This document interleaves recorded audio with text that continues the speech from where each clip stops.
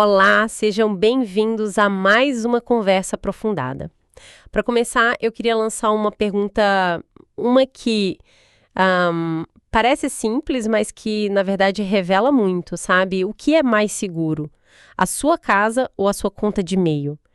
Eu acho essa comparação fascinante, porque a gente tranca portas e janelas de um jeito quase instintivo, é um ritual, mas no mundo digital parece que a gente deixa a porta assim escancarada. E com a chave embaixo do tapete. E, tipo, um bilhete luminoso dizendo: a chave está aqui. A fonte que a gente está analisando hoje traz um dado que nossa, chega a ser cômico de tão absurdo.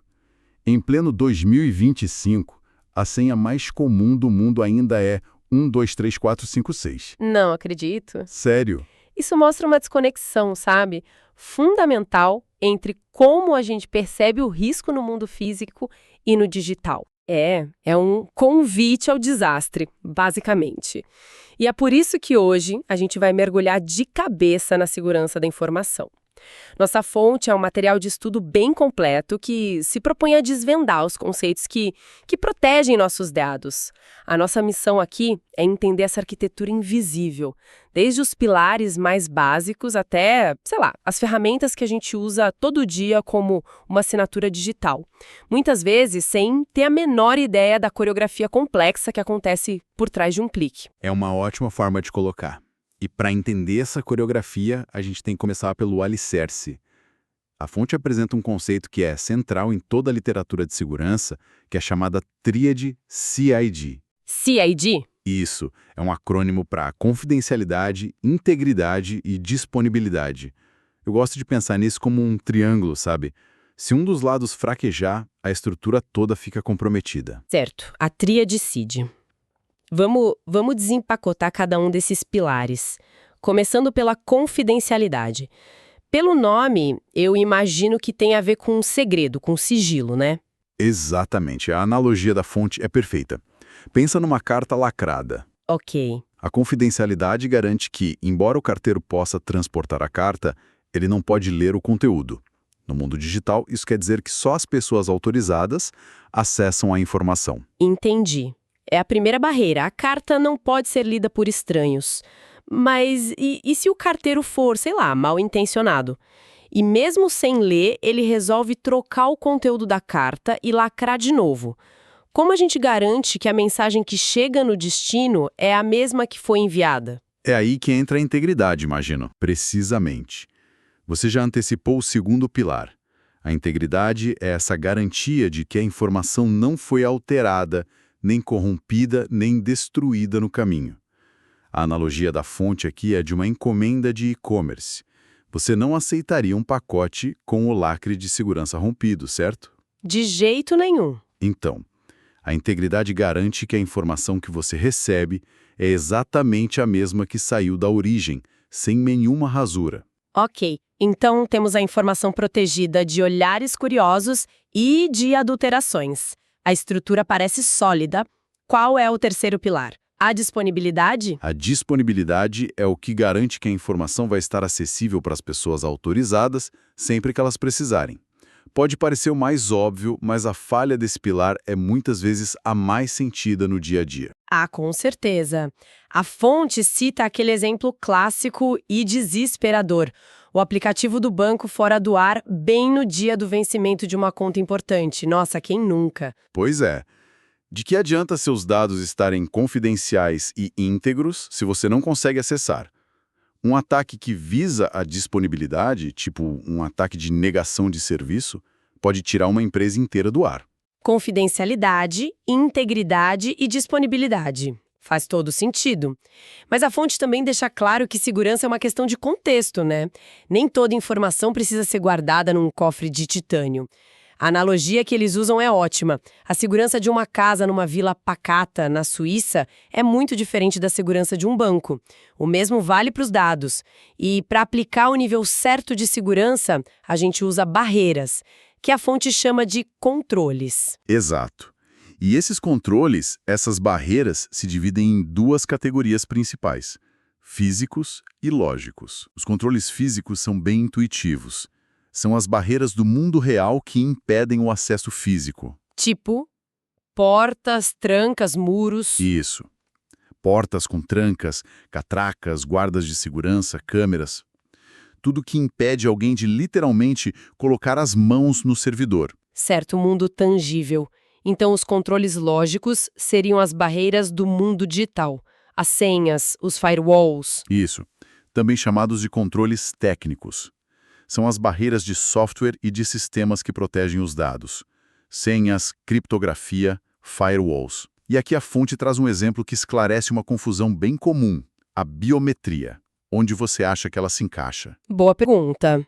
Eu diria que é um controle lógico, porque é uma tecnologia, mas ao mesmo tempo é algo físico meu, né?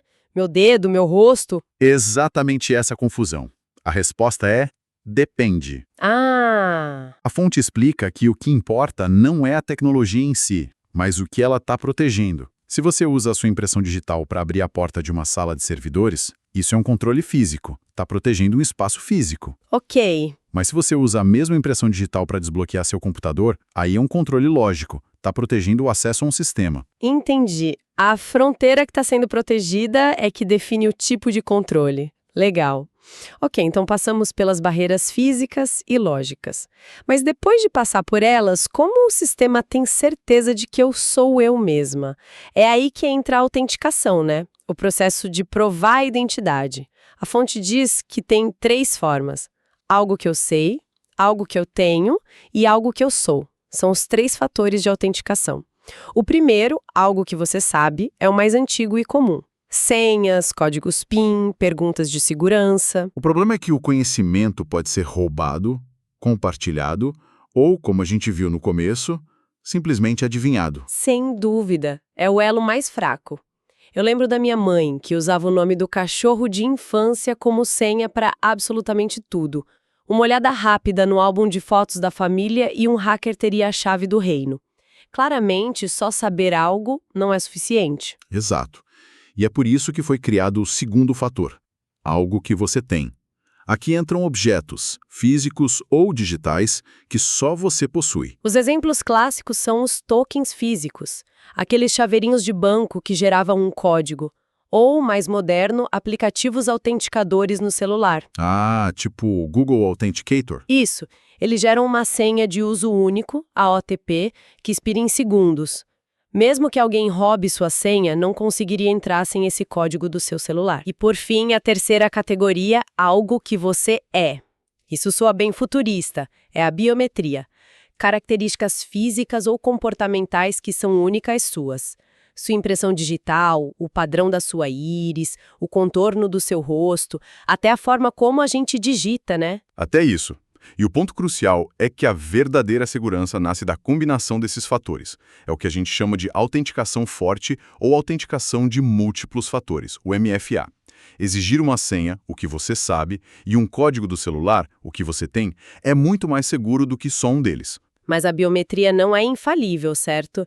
Lembro de ter lido sobre sistemas de reconhecimento facial sendo enganados por uma foto ou um modelo 3D. Ótima observação. Nenhuma tecnologia é 100% infalível. A força do MFA está justamente na sobreposição de camadas. Enganar um sensor de digital já é difícil. Enganar o sensor e ter roubado a senha da pessoa é exponencialmente mais complexo. A segurança não busca a perfeição, mas sim tornar o custo do ataque tão alto que ele não vale a pena. Ok, agora vamos entrar numa área que sempre me fascinou, que parece saída de filme de espionagem. A arte de embaralhar e esconder mensagens. A fonte fala de criptografia e esteganografia. Os exemplos históricos são incríveis. São mesmo. A criptografia é uma batalha de inteligência que existe, olha, há milênios. A fonte cita a Maria, rainha dos escoceses, que em 1577 usou uma cifra de substituição simples para conspirar contra a rainha Elizabeth I. E não deu certo, né? Não deu. A mensagem foi interceptada, decifrada e ela acabou executada. A informação protegida de forma fraca custou a vida dela. E do outro lado da história tem o caso da máquina Enigma dos nazistas na Segunda Guerra. A criptografia deles era tão avançada que parecia inquebrável. O trabalho da equipe do Alan Turing para decifrar aquilo é uma das histórias mais importantes do século XX. Sem dúvida. A criptografia busca tornar a mensagem ilegível para quem não tem a chave. Já a esteganografia, ela tem um objetivo diferente e, de certa forma, mais sutil. Ela não quer embaralhar a mensagem, ela quer esconder o fato de que uma mensagem sequer existe. E a história que a fonte conta sobre isso é inacreditável. Peraí, quer dizer que um traficante colombiano estava usando fotos da Hello Kitty para se comunicar? Exatamente. Ele escondia mensagens de voz em quase 200 imagens da gatinha.